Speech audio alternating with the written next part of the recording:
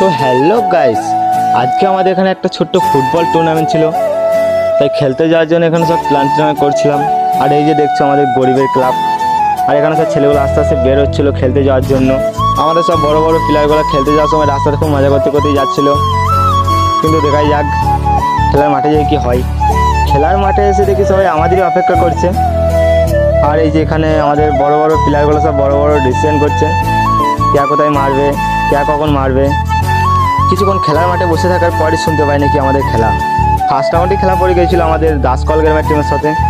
আর এই যে গোলের সামনে দাঁড়িয়ে আমাদের বাজ পাখি গোলকি, আর দাসকল গ্রামের প্রথম শ্যুট ছিল, তাই প্রথম শ্যুট করছিল।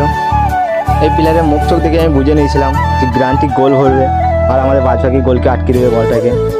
তারপরে কিছুক্ষণ অপেক্ষা করার পর দেখি আমাদের বাজ পাখি গোলকিকে দেখে বাইরে মেরে দিল বলটা। বেশি কিছু না ভেবে দ্বিতীয় শ্যুটটা আমি করতে গিয়েছিলাম, আর আমি আগে থেকেই জানতাম আমার বল কেউ আটকাতে পারবে না, তাই কিছু না ভেবেই মেরে দিলাম গোলে বল।